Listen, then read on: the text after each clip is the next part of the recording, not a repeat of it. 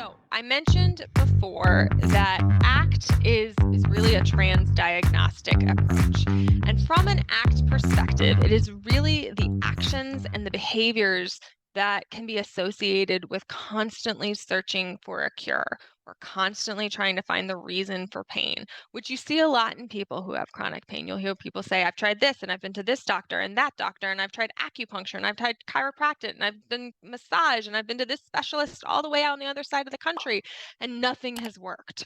Right. And so people often end up spending an enormous amount of time and energy just trying to find the next thing that's going to work or the right doctor or whatever it might be.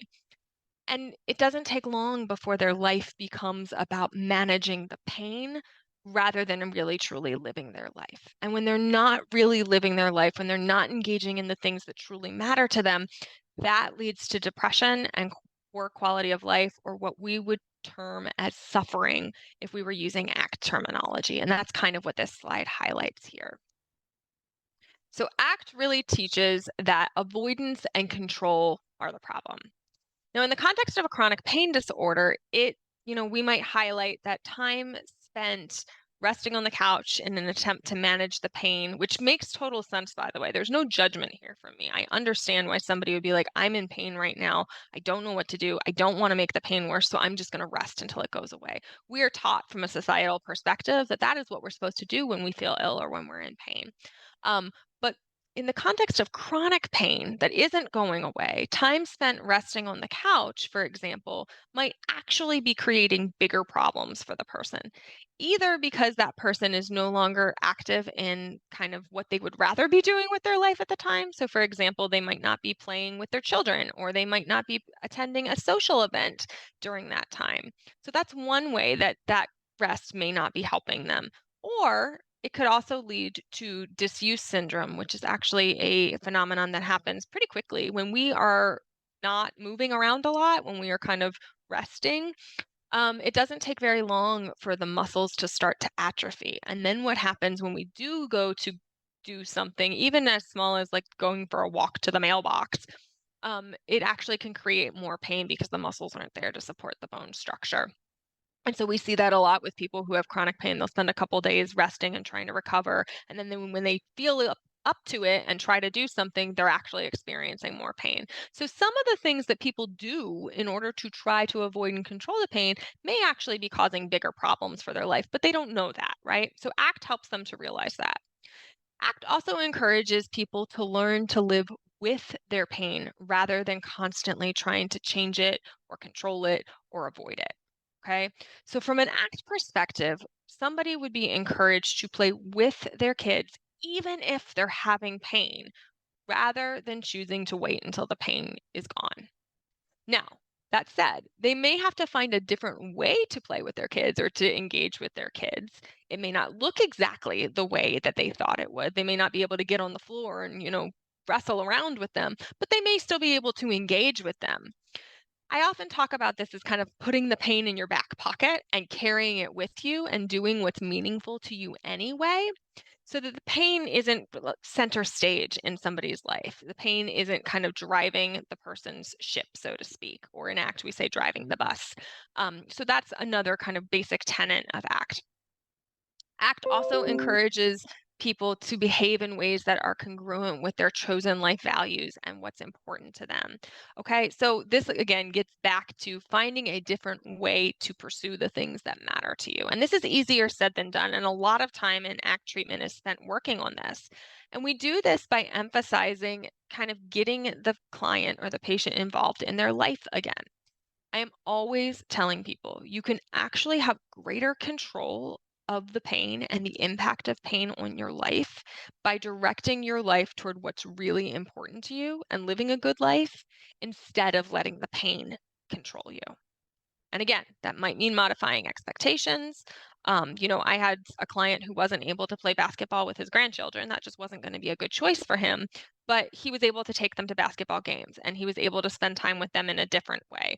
I had another client who really wanted to engage with his grandkids, and he would sit in a lawn chair in the front yard and with a super soaker and like shoot water guns at them, and they had a great time. So it wasn't what he had initially planned, but he found another way to kind of show up and be with them. So that's a big part of what ACT is about. My hope is that most people here are familiar with the basic tenets of ACT and the hexaflex, but you may not be. And so I'm going to touch on them, but I'm going to go over them briefly and really point out the terms that are specific to ACT for chronic pain. So this is the hexaflex. This is kind of the framework that we think about when we use ACT as our perspective. And the idea is that all of these tenets are constantly present at all times. To varying degrees. All right. So one of these tenets is acceptance. And in the context of chronic pain, acceptance breaks down into two categories. So pain willingness and activity engagement. So pain willingness is recognizing that avoidance and control, so things we do to try to not deal with the pain, are actually sometimes unworkable when it comes to your whole quality of life. And then activity engagement is the ability to execute physical activities or do things anyway, even in the presence of pain. So that's kind of a unique definition of acceptance, okay? We also have contact with the present moment, okay? So this has to do with the idea that all too often we as humans are looking to the past. And when you have chronic pain, you're looking to the past and what used to be, or perhaps your life before the pain, or looking to the future and worries about what life could look like if the pain gets worse or if disability gets worse, thinking about unfulfilled dreams and things that didn't go the way you wanted them to because of the pain and illness. And due to that attention to what used to be and what could have been, people are not living in the present. Okay. They're not really focusing on what's happening now. They're missing out on the now. And this is incredibly common in chronic pain, right? It's because of that whole person I used to be um, phenomenon that I was talking about before. So we have to help people get present. The next piece is values. So we're going to talk a lot about values today. And really, values are kind of the idea that our behaviors and actions should be determined by what's meaningful to us as an individual. And those overarching values are what should drive us and define our actions rather than letting pain or fear or anxiety or anything else be the driving feature in our actions. Committed actions go kind of hand in hand with values. They're really, to me, two sides of the same coin.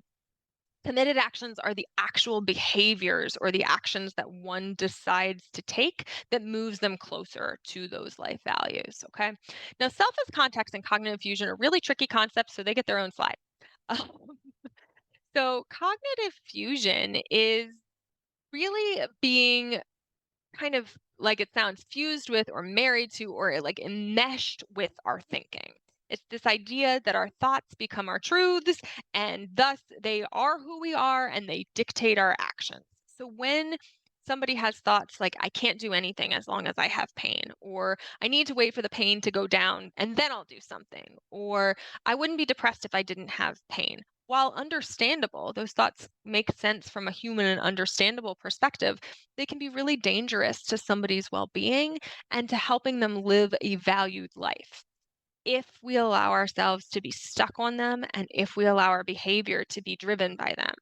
So, the greatest issue is that if we fuse with thoughts like this, you're never going to do anything. If you're waiting for the pain to go away before you do something and you're dealing with chronic pain, you're going to be waiting a long time. And it's going to be a long time before you can actually engage in your life in the way that you want to.